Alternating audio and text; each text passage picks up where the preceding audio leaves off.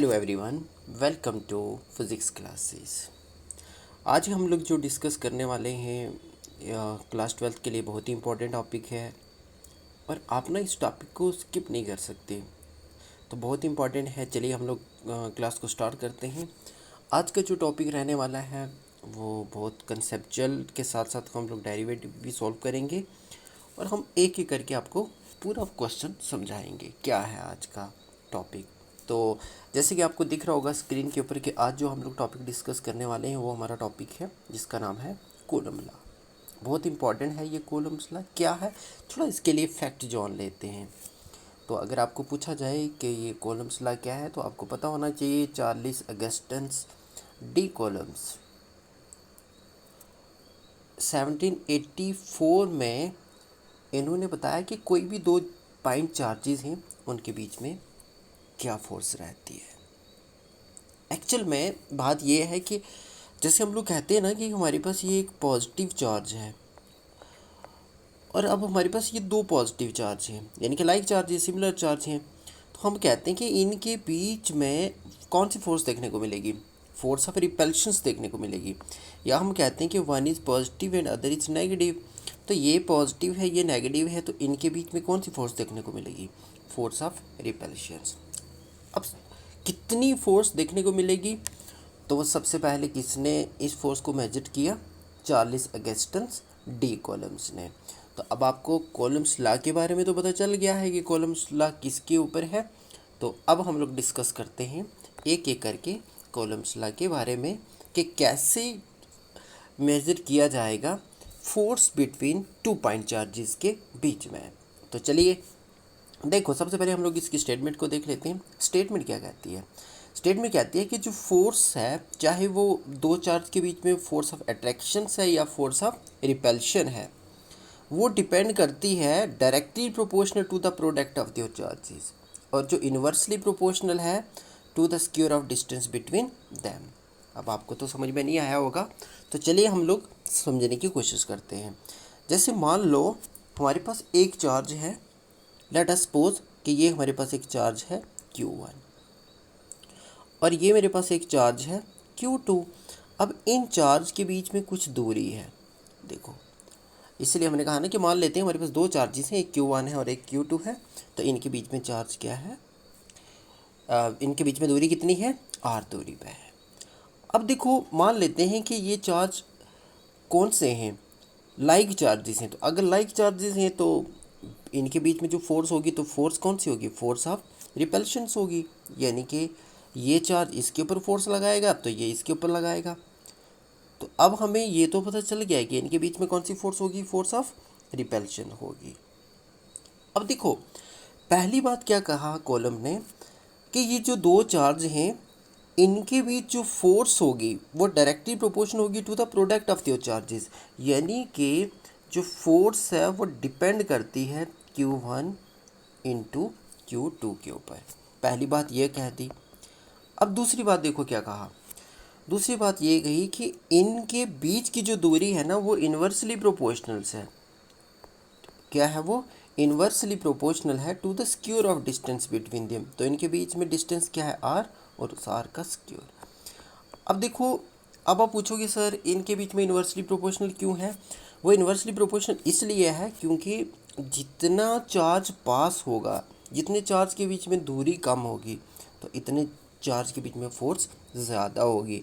तो जितने जितने चार्ज की दूरी बढ़ती जाएगी तो फोर्स जो है वो क्या होती जाएगी, कम होती जाएगी। तो इसलिए कहा जाता है कि force inversely proportional 1 upon distance square के बराबर होती है। अब हम क्या करते हैं, इन फोर्स को कंबाइन करते हैं। जब हम लोग इक्वेशन फर्स्ट और इक्वेशन सेकंड को लेंगे तो क्या आएगा, force directly proportional Q1 Q2 upon क्या आएगा, R स्क्वायर। अब जब हम लोग डायरेक्टली प्रोपोर्शनल को हटाएंगे तो हमारे पास आएगा फोर्स इक्वल टू के, हमारे पास एक कांस्टेंट आएगा Q1 Q2 अपॉन क्या आएगा, R स्क्वायर आएगा। इतना आपको समझ में आया होगा। तो चलिए आगे चलते हैं। अब हम क्या करेंगे, इसको आगे सॉल्व करेंगे। अब देखो यहाँ पे आपको देखो होगा जब डायरेक्टली प्रोपोर्शनल का साइन हटाया तो हमारे पास कांस्टेंट आया के। अब ये के कांस्टेंट क्या है, इस के को क्या कहा जाता है, के एक इलेक्ट्रोस्टैटिक कांस्टेंट है के क्या है, एक इलेक्ट्रो, के जो क्या है, एक इलेक्ट्रोस्टैटिक कांस्टेंट है, इलेक्ट्रोस्टैटिक्स कांस्टेंट है। और ये डिपेंड करता है, यानी कि के जो है ये कांस्टेंट है, यानी कि ये जो के है इसकी जो वैल्यू है ये डिपेंड करती है, किसके ऊपर डिपेंड करती है, नेचर ऑफ मीडियम के ऊपर, नेचर ऑफ मीडियम के ऊपर, किसके ऊपर डिपेंड करती है, नेचर ऑफ मीडियम के ऊपर। के इलेक्ट्रोस्टैटिक कांस्टेंट जो है वो डिपेंड करता है नेचर ऑफ मीडियम के ऊपर। अब बात कर लेते हैं, देखो अब क्या है इसका नेचर। देखो एक नेचर इसका हो सकता है कि जो हमने चार्ज प्लेस किए हों वो किसी फ्री स्पेस में प्लेस किए हों, कहाँ पे प्लेस किए हों, फ्री स्पेस में, यानी कि जहाँ पे कोई भी एयरवेयर का किसी भी गैस का रेजिस्ट देखने को ना मिलता हो। उस केस में क्या रहेगा, उस केस में क्या रहेगा, इसके दो यूनिट आएंगे के, एक सीजीएस यूनिट होता है और एक हमारे पास क्या होता है, एसआई यूनिट। तो अगर फ्री स्पेस में है तो उस केस में इन सीजीएस यूनिट में जो फोर्स होगी वो किसके बराबर होगी, फोर्स बराबर होगी के Q1 Q2 upon R square. और CGS में मान लो कि के की वैल्यूज़ कितनी है, 1। तो उस केस में जो हमारे पास फोर्स होगी वो किसके बराबर होगी, यानी कि K1 के बराबर है तो आएगा Q1 अपॉन मेरे पास क्या आएगा, आर स्क्यूर। अब आपको ये वाली बात समझे कि नहीं समझे। अब हम आगे कर लेते हैं, दूसरा केस समझ लेते हैं। अब सेकंड केस क्या है, इन एसआई यूनिट में, एसआई यूनिट में हमारे पास क्या है, एसआई यूनिट में हमारे पास के की वैल्यूज़ क्या रहने वाली है, के की वैल्यू हमारे पास एसआई यूनिट में रहने वाली है 1/4 पाई एप्सिलॉन नॉट। तो उस केस में मेरे पास जो फोर्स होगी वो बराबर होगी, यानी कि के की जगह हम लोग क्या लिखेंगे, 1/4 pi epsilon naught Q1 Q2 upon मेरे पास क्या आएगा, आर स्क्वायर आएगा। अब ये एप्सिलॉन नॉट क्या है इसका भी समझ लेते हैं। एप्सिलॉन नॉट जो है इसको कहा जाता है एब्सोल्यूट इलेक्ट्रिकल परमिटिविटी, और इसमें फ्री स्पेस की वैल्यूज़ क्या होती है, ये भी एक कांस्टेंट है। और फ्री स्पेस में जो एप्सिलॉन नॉट की वैल्यूज़ है वो आपको पता होना चाहिए, 9 × 10⁻⁹ न्यूटन मीटर सी इनवर्स। अब देखो समझ लेते हैं, ऐसे यूनिट में के की वैल्यू क्या देखने को मिलती है, 1/4 पाई एप्सिलॉन नॉट। और एप्सिलॉन नॉट क्या है, ये एक कांस्टेंट है जिसको कहा जाता है एब्सोल्यूट इलेक्ट्रिकल परमिटिविटी। और इसकी जो फ्री स्पेस में वैल्यूज़ क्या देखने को मिलती है, 9 × 10⁻⁹। तो अब आपको दोनों केसेस में देखने को मिला होगा कि अगर हम लोग क्या करें, दो चार्ज के बीच की फोर्स को कैलकुलेट करें तो हमारे पास कैसे कैलकुलेट करेंगे, according to coulomb law calculate करेंगे। यानी कि अगर हम लोग अब हम लोग समझ लेते हैं इसको डिटेल से। देखो अगर हम लोग दो चार्ज हैं और वो कहाँ पे प्लेस्ड हैं, किस मीडियम में है, फ्री स्पेस में है, तो उस केस में जो हमारे पास फोर्स रहने वाली है वो फोर्स क्या रहने वाली है। तो अब देखो ना, फ्री स्पेस में है तो हमारे यूनिट्स भी डिपेंड करते हैं, यानी कि CGS यूनिट में वैल्यूज़ कैलकुलेट करनी है या SI यूनिट में। तो अगर CGS में करेंगे तो वो जो के हमारा कांस्टेंट है उसकी वैल्यू 1 रहेगी।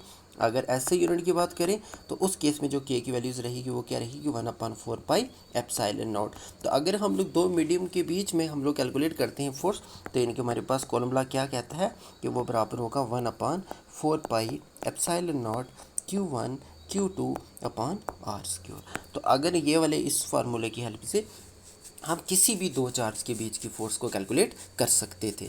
और कॉलम लॉ ने क्या कहा था, कॉलम लॉ ने यही कहा था कि कोई भी दो चार्ज हैं, उन दो चार्ज के बीच में फोर्स ऑफ अट्रैक्शन क्या है या फोर्स ऑफ रिपल्शन क्या है, तो उसके अकॉर्डिंग हम लोग इस फार्मूले से क्या कर सकते हैं, कैलकुलेट कर सकते हैं।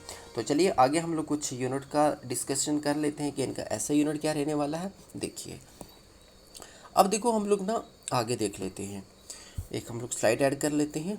ओके अब देखो क्या है, अगर मैं बात कर लूँ इनके डायमेंशंस की क्या है। देखो डायमेंशन पूछा जाता है कि डायमेंशन फार्मूला क्या रहेगा, किसका, फोर्स का। तो अब देखो आपको पता है ना कि फोर्स किसके बराबर है, 1/4 पाई एप्सिलॉन नॉट। और मेरे पास क्या है, Q1 Q2 upon R square. ये हो गया हमारे पास। देखिए ध्यान से देखिएगा आप। अब देखो अब है क्या हमारे पास, अब आगे गौर से देखना, ध्यान से देखना। अब मेरे पास जो फोर्स है वो किसके बराबर है, 1/4 पाई एप्सिलॉन नॉट। अब देखो ये क्या है, के एक हमारे पास कांस्टेंट है, 1/4 पाई एप्सिलॉन नॉट। अब देखो अब देखो हमारे पास क्या है, इसी फार्मूले से ना हम लोग कैलकुलेट करेंगे। अब आप देखो फोर्स इक्वल टू क्या है हमारे पास, देखना ध्यान से समझिएगा, ये चीज़ मैं बहुत आपको अच्छे से समझाने वाला हूँ ताकि आपके लिए कोई भी प्रॉब्लम ना हो। अब अभी हमने जो कैलकुलेट किया वो कैसा फार्मूला था, देखना F = 1/4 pi epsilon naught Q1 Q2/R²। अब देखो इस एप्सिलॉन नॉट को इधर लेके जाएंगे, फोर्स को यहाँ पे लेके आएंगे, तो कैसे हम लोग लिखेंगे इसको, देखो epsilon naught epsilon naught equal to 1/4 pi F, और मेरे पास आगे क्या रहेगा, Q1 Q2/R²।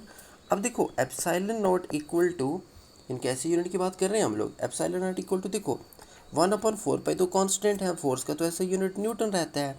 Q1 और Q2 का क्या रहेगा, आपको पता है, पहले लेसन में पढ़ा, पहले टॉपिक में पढ़ा था कि जो चार्ज है उसका ऐसा यूनिट कूलम रहता है, तो यानी कि सी इसका भी कॉलम, सी इसका भी कॉलम, और R² का मतलब क्या होगा, यानी कि दो के बीच में दूरी, तो दूरी को किससे लेते हैं, मीटर से लेते हैं।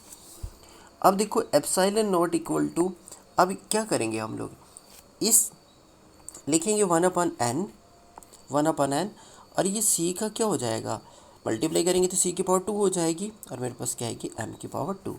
अब epsilon naught equal to, sorry, yes, just a minute, देखो सॉरी। तो अब एप्सिलॉन नॉट किसके बराबर होगा, n ऊपर जाएगा तो आपको पता है इन्वर्स हो जाएगा, और c की पावर 2 होगी, और m जो होगा ये भी ऊपर जाके इन्वर्स 2 हो जाएगा।